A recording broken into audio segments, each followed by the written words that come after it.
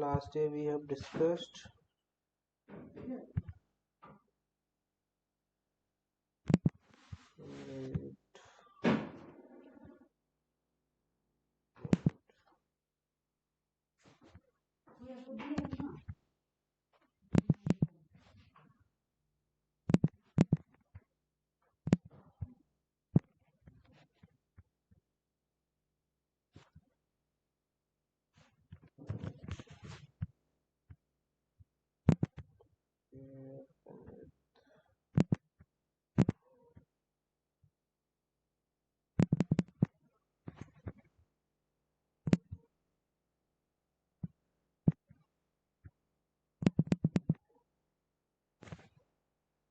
and last topic we discussed yesterday, encapsulation.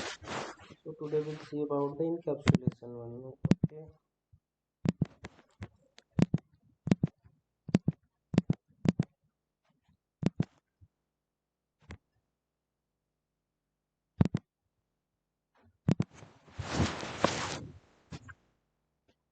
Alright.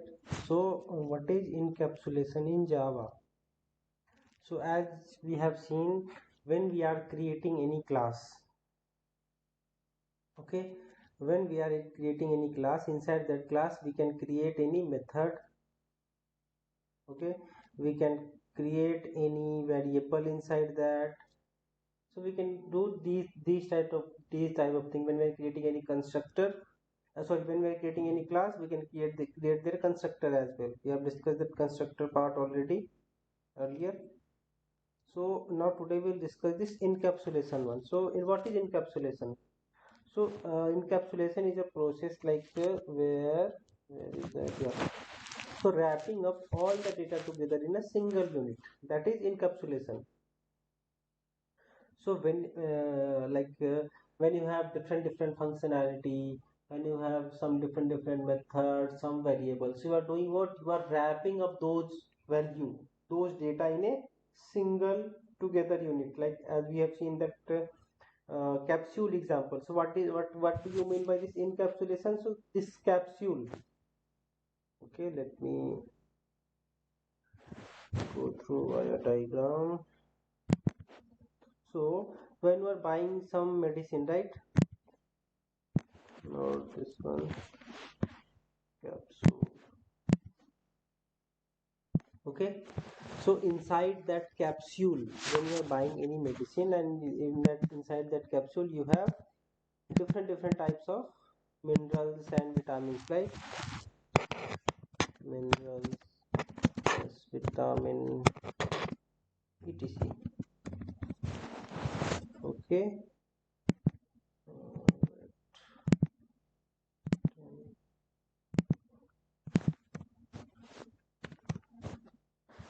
Mineral plus vitamins, etc.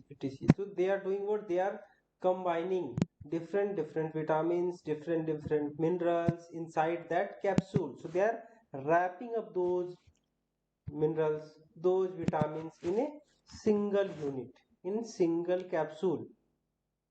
So that encapsulation part is the same one.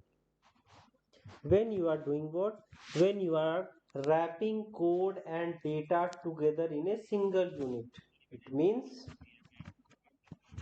let me create one class here. Where is, we'll create some package first for dummies dot encapsulation. All right, right click, go to new class. So I'm creating this encap class. Okay,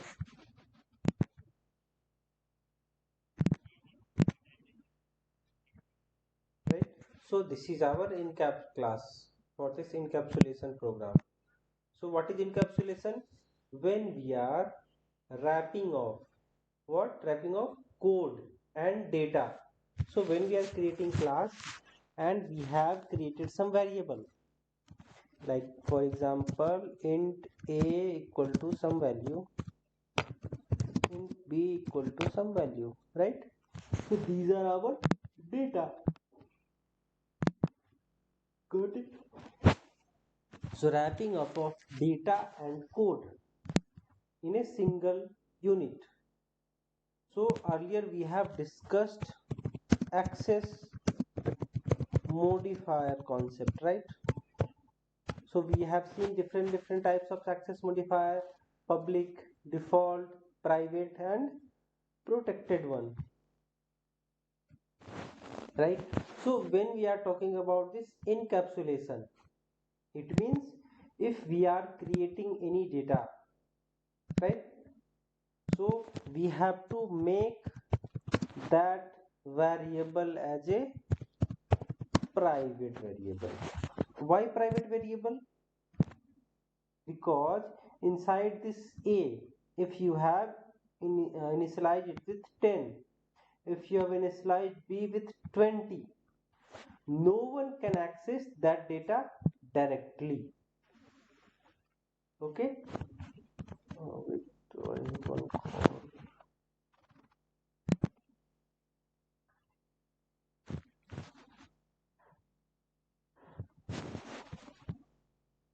Yeah, sorry.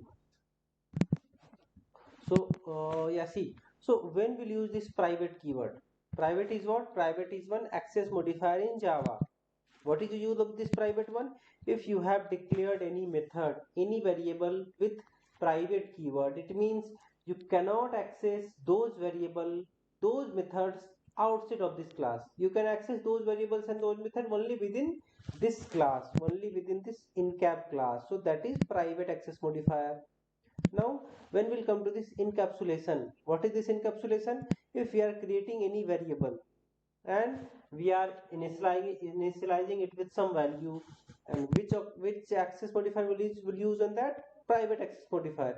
Why private access modifier? Because encapsulation is saying it is the property of encapsulation. If you have some data inside your class, no one can access that data directly. Okay. So if someone wants to access this a, someone wants to access this b, they will not access these data directly. That's why sorry, that's why we are making this a and b as a private. Got it? So like if we want to create any fully encapsulated class, it means we'll make all those methods and variable as a private variable, right? So let me write that note as well.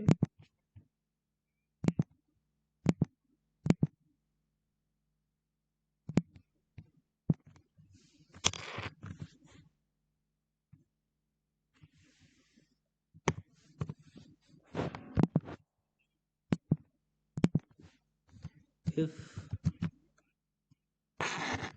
if we want to create any encapsulated class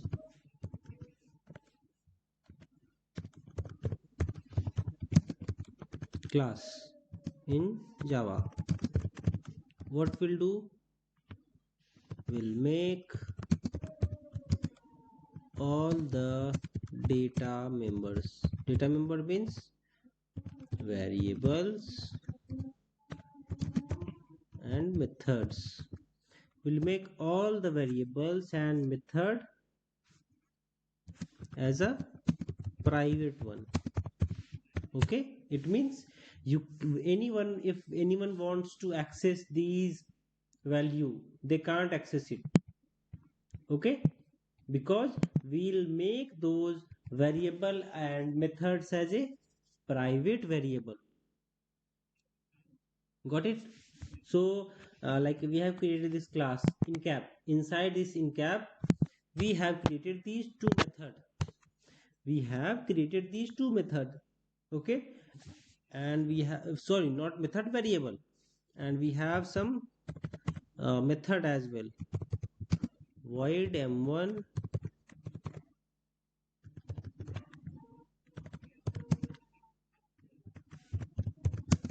this is m1, and we have one more method, void m2.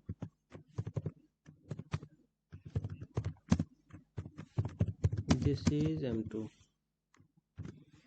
Okay, we have these two methods. So what I've discussed earlier, if we want to create any encapsulated class, what we'll do, we'll make all the variables, all the method as a private access modifier. So we'll add this private keyword here because we are trying to create fully encapsulated class. It means all the variables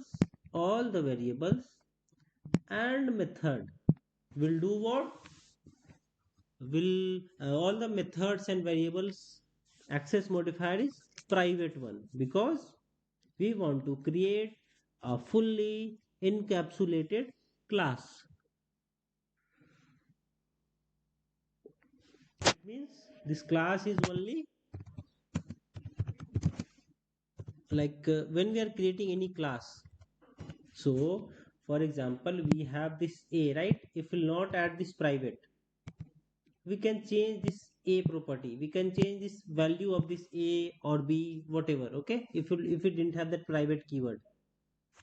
So if we are adding this private keyword, it means you cannot access these a and b or these m1 and these m2 from different class. Okay, so why we will use encapsulation concept in java? To achieve data hiding. Okay, let me add that one. So to achieve data hiding, we will use encapsulation in java. So why we'll go for data hiding? Huh? Because what is the access level of this private access modifier? Only within class, right? So we have declared a variable, we have declared b variable, and we want, like we want to hide this a and b from somewhere, some other person. So if we have created our class, we have declared our variable and methods. If we make that variable and methods as a private access modifier, it means no one can access this a, no one can access this b and m1 and m2 from outside of this class, right?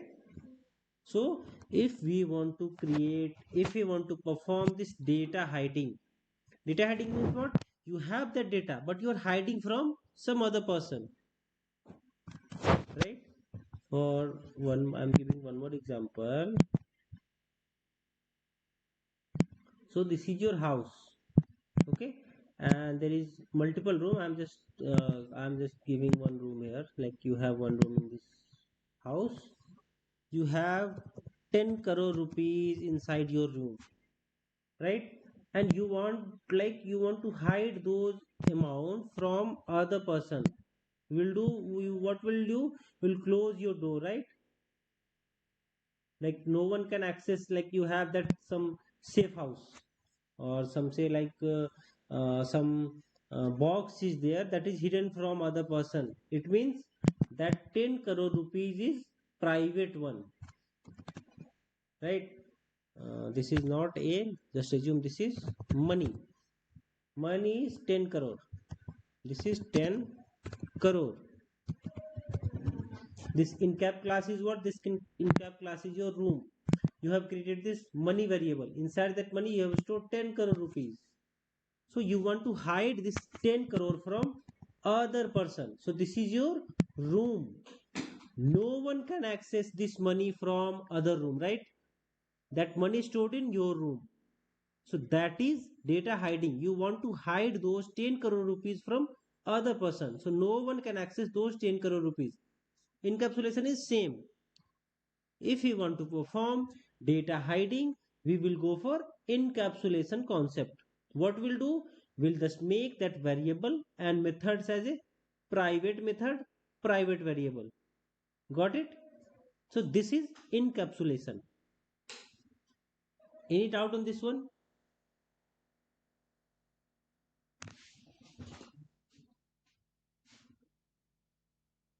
No.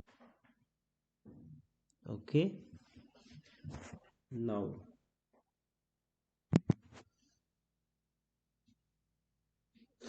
Yeah. So yeah, this is a simple example for your encapsulation. Now we can use that encapsulation in a different ways. I'm giving one more example here. All right. So go to new class encap 2.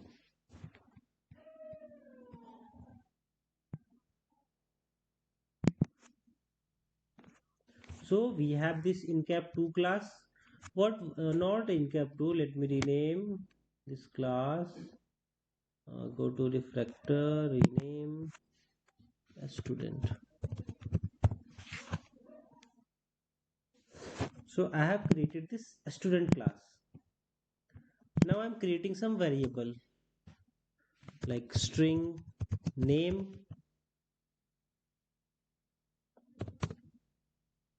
okay, int age, class, okay, class is one keyword, school, and string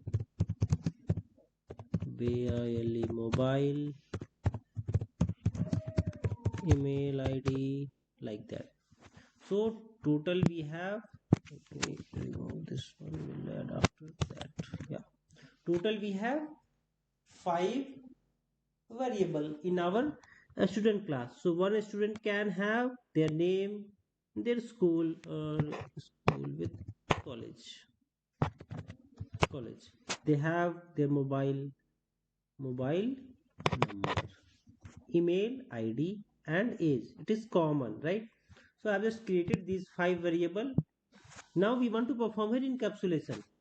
So what we have seen earlier, we have to add private access modifier before each variable if we want to perform encapsulation here, right? Because you don't want to use these like no one can access this name, college, mobile, email ID, and age from different class. That's why we are making all the variable as a private variable. All right. Now what if we want to, like you have seen about this one, right? Read only and write only, write only, and read write both, read write both. You have seen this example, right? When you are opening when will add this private keyword in this name variable, what will like we can't access this name from different class, okay, because our name access modifier is private. It means this is read only, we can only read those data. So like we cannot what I'll say, or let me remove this one. Yeah, just assume this is our student class. Inside the student class we have declared these variables, we have just declared these variables, we haven't initialized it with any value, right? So we have two process here. First is value initialization, and then second one is getting those value. Okay, so our name is private, college is private, mobile number is private. It means you cannot access these variable directly because it is private one. You cannot access any private data directly. All right. Now second one, we have just declared those methods. What process we have to do next? We have to initialize some value into that, then we'll use those value, like getting those value. If we want to use the name, college, mobile number, email ID, and age, right? So we have to initialize some value into that, and we have to get those value, right? So when we are creating some variable and you want to initialize some value, like you want to add some value into that, So for that purpose we are creating their getters and setters. Getters method and setters method. But now what is this getters and setters? So if we want to get those data, for example in name I have initialized it with 100. Wait, what is the, oh sorry, this one is string. Now I have to string. I have initialized it with this value. So this means we are setting some value, or if we want to get this name, so we'll create their getter method. So to retrieve that value we have to use getters method. To setting some, if you want to set some value into that, we'll go for setters method, right? But we have to make both two method as a private access modifier one, right? So we are not accessing this name directly. We are not accessing this name, this college, this mobile number, this email id and age directly. With the help of these getters and setters method, will get value from this name variable, and if we want to set some value, so here we want to perform only encapsulation. So what we'll do here, string college equal to abcd, mobile number equal to 12345678990, email id equal to abcd@gmail.com, age equal to 20. So see, I have initialized these variable with some value. Okay, we don't want to change that value, so at that place what we'll use, getters method. What is getters method? To get some value from that variable, from this name, from this college, from this mobile number. If this name and college access modifier is public, it means we can access those data from any different classes, right? So now we have these value. Now what we have to do, we have to create getters method to get those value. Getters method, if we want to access name, sorry, if we want to access this amish, what we'll do, we'll call this name one. If we want to access college name, we'll call this one. If we want to access this mobile, we'll call this one, right? So how to create getters method? You can like in eclipse we have some shortcut. Just select those variable and just right click into that and go to this, where is that one, yeah, go to this source. See here we have this generate getters and setters. If we click to that, you have to choose like for which variable, for age, for college, email id, phone number, mobile number and name, for which variable you want to create those getters and setters method. So right now we are trying to create only getters, right? So we'll again right click, we'll go to refactor, sorry not refactor, the source, and we'll generate getter setters. Okay, we have all, like, okay, so first we'll see the what is the use, like you understand now what is the use of this getters and setters. Getters will use for retrieving those value. If we have, if name equal to amish, if we want to access those name, we can't access directly, right? Because their access modifier type is private. So with the help of getters method and setters method, for getter will use for getting those value, setter will use for setting some value into that, right? So we are creating that getters and setter methods here. I have clicked to that generate one. So if you see here, they have created this get name method. It is doing what? It is returning that same name. If name equal to amish, if we'll call this get name will do what?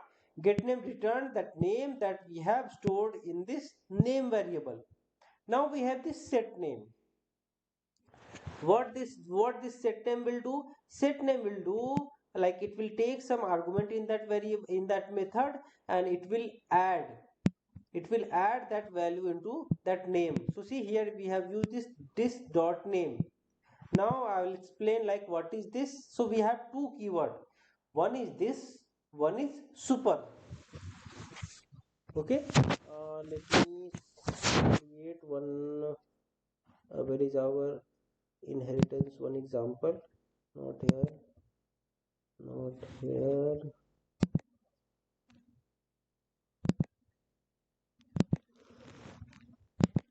Okay.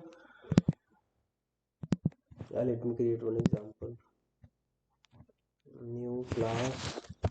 This super.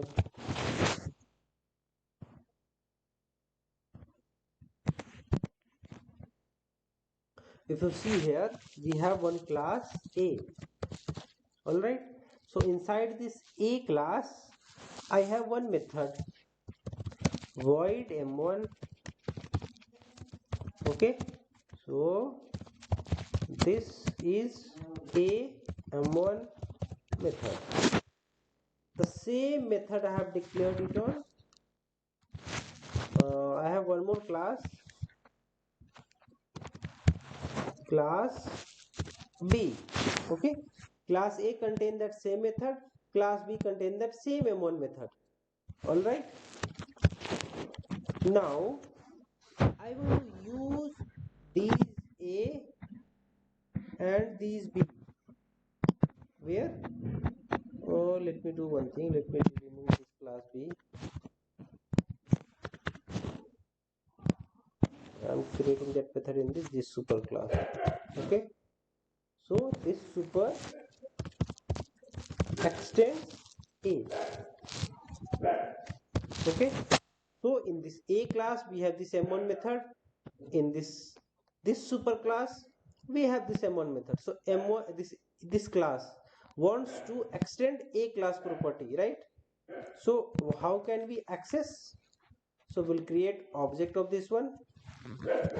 This super obj equal to new and right. Now if we'll do obj dot m1, what output we'll get here? The same m1 method present in our child class. So it will execute the child one. It returns this is b m1 method. It means this one. But what if you have extended that class in your class, right? And you want to use or you want to call this m1 method,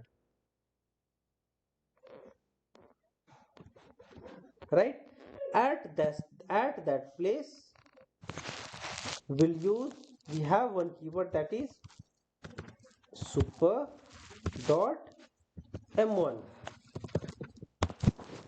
Okay.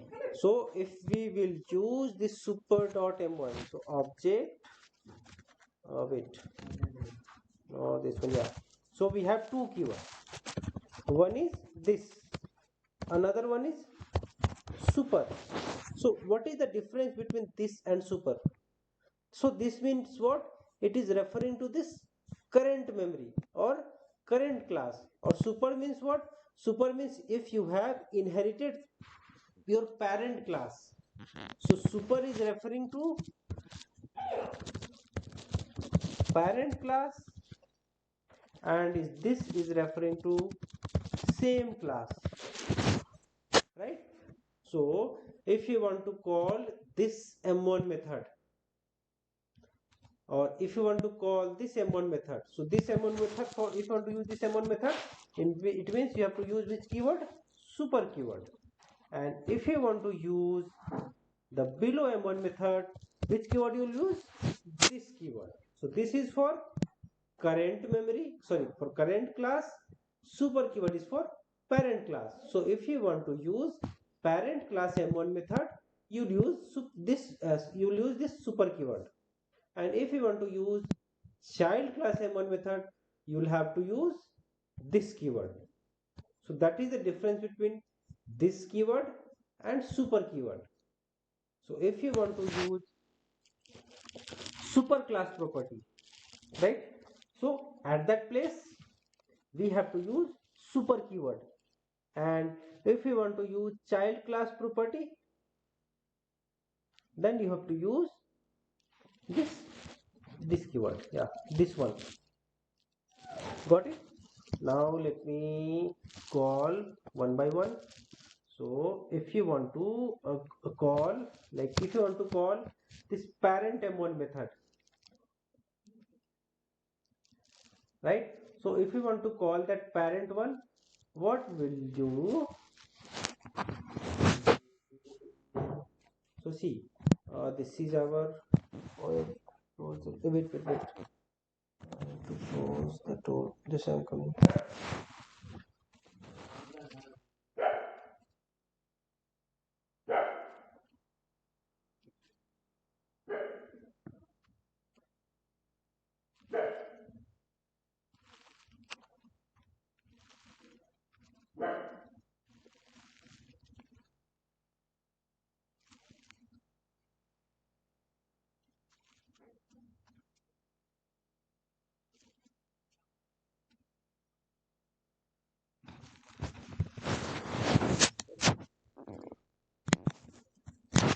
Okay.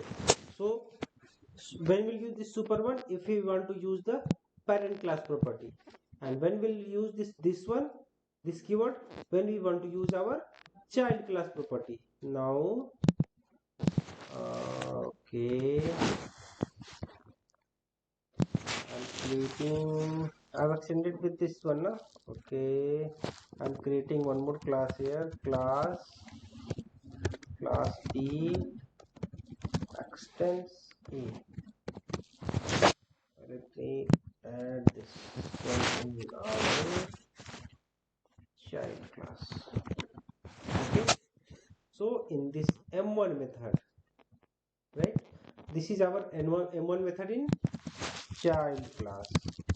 Okay, this super is in our parent class. Now if we want to use this m1, okay, what we'll do here, we simply call our parent method. So for parent one, we have super dot m1. It means when request will come to this line, right, let me create one more variable, void m2, 0 argument, then we'll clarity. So this is a m2 method. Okay, m2 one I'm calling now. Okay, there is one more method, or let me name it with some other method. So abcd, I'm creating one more method, abcdefgh. Okay, inside that,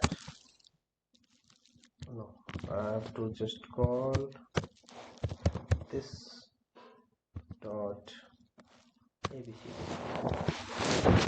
If you see here, we have one class A. In class A, we have m1 method, we have m2 method. Got it? Class A, we have two methods, m1 and m2. Now B class extended A class property, right? Wait. We have to use that same class here now. Then we'll get the clarity. Okay, and here this dot. See, class A we have m1 and m2 method. Now class B we have that m2 method, and we have one more method abcd. So inside abcd I have done what? I have called this super dot m2. It means it will go to our parent class and they will execute the parent m2 method, right? See, m2 method in both parent and child class.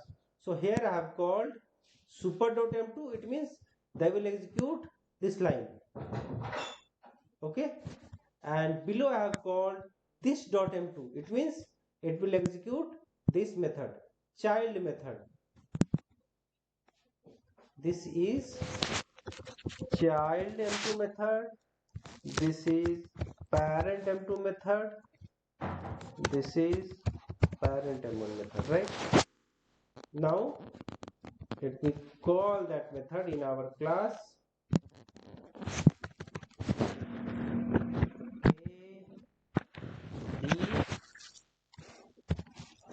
B equal to new b, because our method is non-static, so we have to create object. So now I'm calling b dot abcd and b dot efgh. See the difference.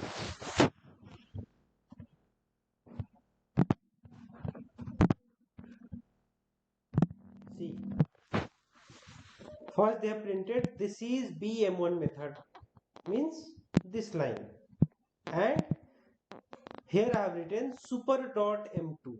It means it will go for this is parent m2 method, and here I have written this dot m2. It will go for the child one. So just see both the places. Line number 22 I have called m2 method, and line number 24 I have called this m2 method. Both the places on line number 20 and 24 I have called m2 method. But before that method I have added this keyword and this super keyword. So what is the difference between this and super keyword? The difference is, if you are using this super keyword, it means it will go for parent one. So it will call, see here they have called parent m2 method, this parent m2 method, got it? But when we have called this m2 method, this dot m2 method, it will go to where? It will go to your child class. So here it will go to child class. Got it? Got it? The difference between super and this keyword? Super will use for the parent class and child will use for the and this keyword will use for the child class. Any doubt on this one? What is the difference between super and this? This is the perfect example for your program for this and super. If you are calling, if you want to, like in parent you have that method, in child you have that method, but you want to call parent one, so that place you'll use super and your method, and if you want to call child one, it will override that one. Or if you want to call, so just write this. So this will go for the current class, super is for the parent class. Any doubt on this one? This and super? No. No. Okay, I'm adding that note here.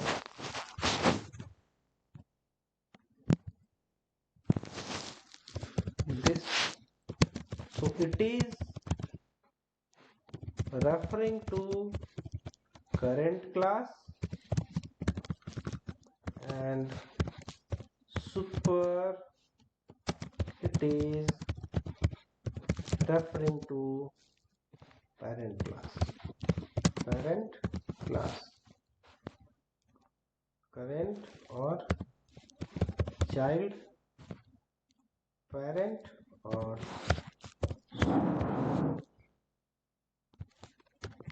okay.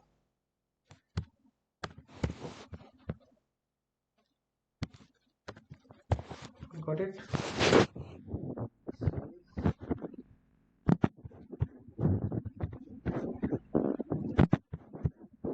This keyword will use for the referring to current or child class. Super keywords will refer to parent or super class. Okay. Now we'll back to our encapsulation one. I will share all the program, right? So where is our student one? Here. So we have created these variables here. Now what we have seen, if you want to get those value and if you want to set some value into that, what we'll do, we'll create their getters and setters method. If you see here, it is nothing. There is one method after this one, after line number 5, this is there is one method get name. Get name will return what? Return name means return this one.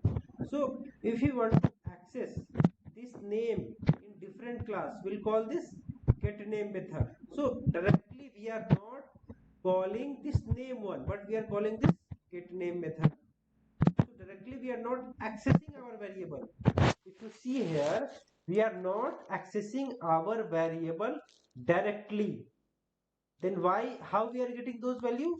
We are getting those value with the help of this getName method. GetName method will do what? It will just return that name here, right? If I go to, see, we have this student here, right? String name equal to Amit. Okay. Now I am doing what? I am making this variable as a private string name equal to Amis. Okay. Now I want to access this one in any another class, right? So I am copying this one. I am creating one class here.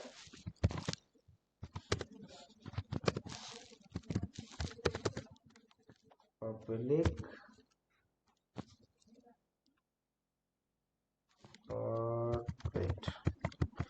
wait z.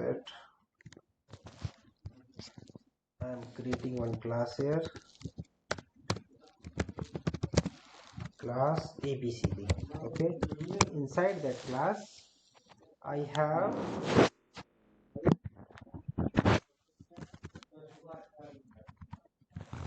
okay private string name equal to Amis. Now I want to access this name here, right?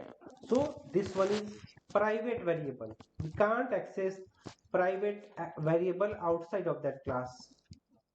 All right, how can we use that again? We'll create one getters method here. Getters method. So we are not directly accessing this name, but with the help of this getters method, right? So we'll do what? We'll make this method as a public. It means you can access that method from somewhere else. So public and string. So it will return what? It will return my name here. So that's why I'm returning this string here. If we'll add void, it means it returns nothing. When we'll call our getters method, it will return nothing. That's why we have to give this string return type. So public string. Now we'll give some name. You can give any name to your method, but I'm adding this get name. Now I'm returning what? Return name. Oh, return spelling is incorrect. So if we call this getName method, it will return what? It will return the name that we have declared in this variable. Okay. Now in this class, I am creating ABCD class object equal to new ABCD, right? obj dot get name. Okay. Now if I run this program, if you see here, we got the okay, it is returning that name. Now we have to print in sysout statement. So yeah, this program, see, we got Amis here.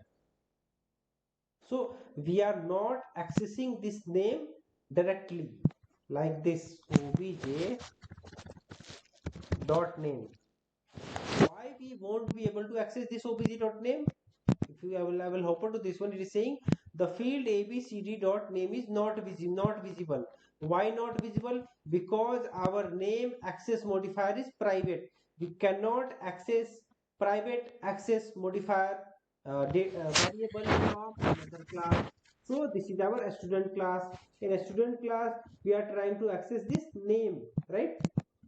So we won't be able to access this name directly because we are performing here data hiding. We can't use that data directly. What we are doing here, we are creating this method, get name method. You can give any name to your method, but I always said, if you are creating any class, if you are creating any name, just please make sure whatever method name you are giving, it is specifying something, right? So why we are creating this method? To retrieve those name value, to get those value, get name, to getting this name. So I have given this method name as a get name. It means it will, when we'll call this method, it will return some name. So that's why I have written this method name as a get name. And get name is doing what? Returning name, this name. So we are using this name in the same class. That's why we are able to access at line number 7, right? Now obj dot our get name method, sorry, get name, get name, yeah. Now if I'll run this program, we'll get the output. So we are not accessing this name data directly, only we can read that data with the help of this get name method. So that operation, you can say this one is read only mode, right? We have read only, we have write only, right? These type of functionality. But whatever we are doing here, get name is doing what? Get name is returning this name. So this one is only for read only. We can only read this name variable, but we cannot read this one. Got it? You cannot edit this name value. You can only read those data. That is read only mode. So we are not accessing this name variable directly. So this is the example of audio. This is the example for your encapsulation. Got it?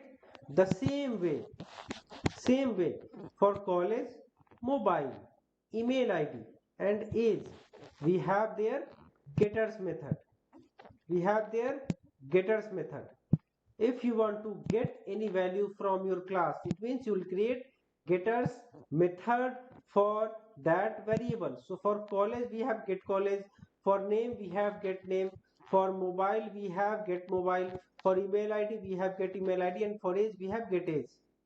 Got it? Why we'll use this get age? Because if we want to access, if we want to read some value from that class, like for in college we have this ABCD, this is private, so we can't access it directly. So with the help of their getters method, this get college will retrieve those values. So this is encapsulation. You can set value as well. So if you see here, we have this set name method, we have this set college method. So if you are using setters and getters both, it means that is not encapsulation, because you are also updating that value. But you can use both getters and setters as well. Got it? When we have to use getters, when we have to use setters. Any doubt on this one? If you want to get some value from that variable, you will go for getters method. If you want to update something, so you will go for setters method. Any doubt on this one? Encapsulation, this super and this getters and setters. Any doubt?